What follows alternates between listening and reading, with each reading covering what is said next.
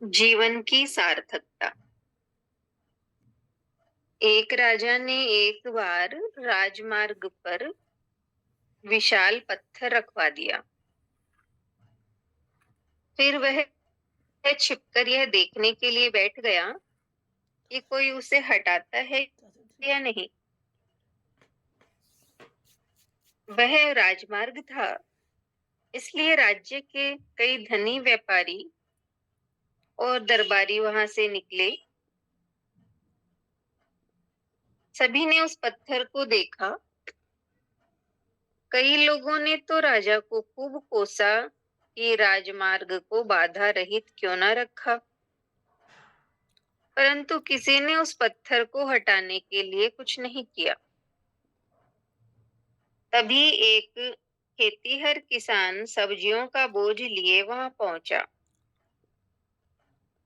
पत्थर के पास अपना बोझ उतारकर वह उसे हटाने का भरसक प्रयास करने लगा।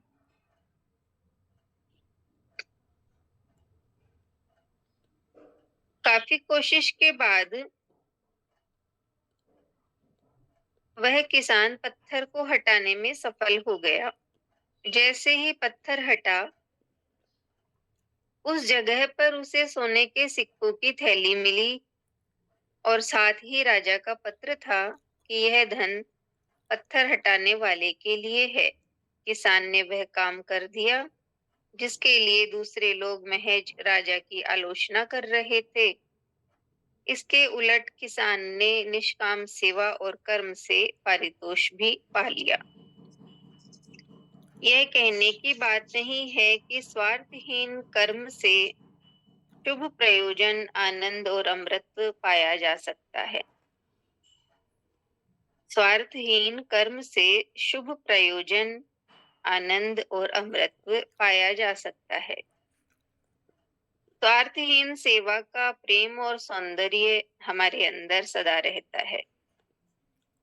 स्वार्थहीन सेवा का प्रेम और सौंदर्य हमारे अंदर सदा रहता है। हमें केवल उसे खोजकर उजागर करना होता है। स्वार्थहीन कर्म के बिना आध्यात्मिक आचरण प्राप्त नहीं किया जा सकता। वास्तव में स्वार्थ रहित सेवा उपासना का ही दूसरा रूप है। संसार में आकर सेवा भाव के साथ काम करना किसी साधना से कम नहीं है। यदि हम अपने अंदर के छिपे शत्रुओं से छुटकारा पाना चाहते हैं, तो संसार में रहकर सेवा करने का बहुत महत्व है।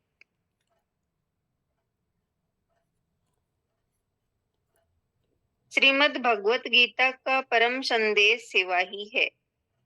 योगी राज कृष्ण परामर्श देते हैं कि सदा कर्म करो, किंतु निस्वार्थ भाव के साथ। ऐसा कर्म करना ही उच्चतम विशिष्ट गुणों को पाने जैसा है।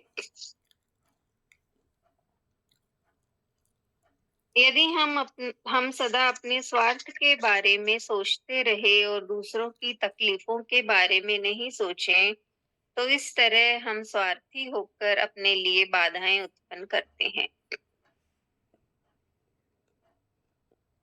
कर्म केवल कर्म हेतु कीजिए। इस तथ्य को ध्यान में रखते हुए कि अंततः हमारे कर्म ही हमें अंतिम लक्ष्य की ओर ले जाएंगे। कर्मों के फल या पारितोष में त्याग भावना का क्या महत्व है,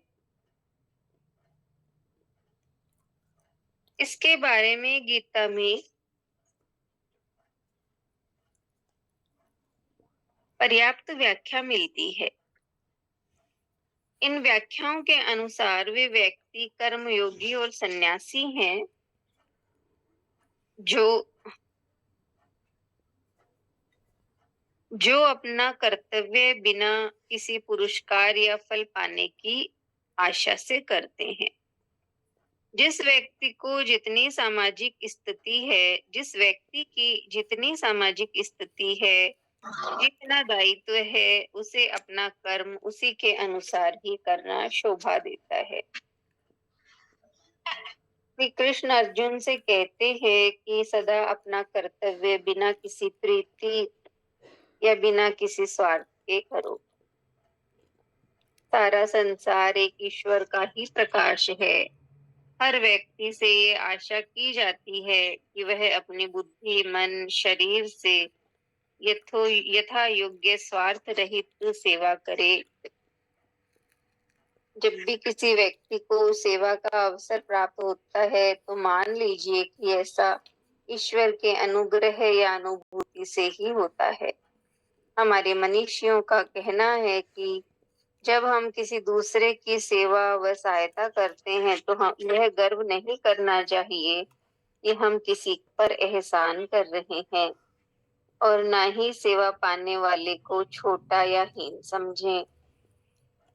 हम सभी में एक साधारण प्रवृत्ति यह है कि जब कोई काम करते हैं तो हमारे मन में विचार आता है कि इससे हमें क्या लाभ होगा।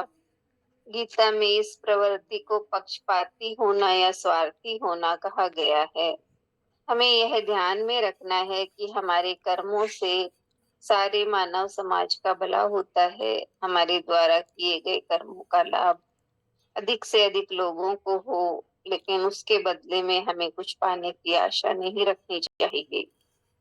किसी ने सच ही कहा है कि अच्छे विचार रखना बुद्धिमत्ता है, अच्छी योजना या कल्पना करना और भी अधिक बुद्धिमत्ता है, और अच्छे कर्म करना अति उत्तम और श्रेष्ठ है।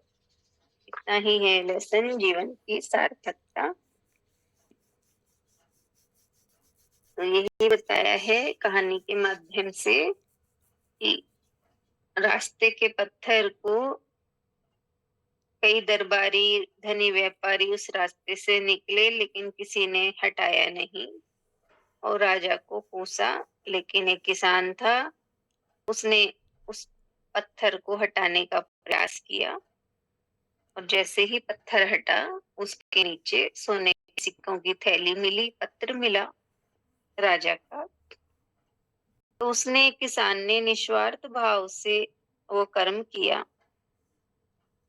तो उसे वो सोने के सिक्कों की थैली मिली।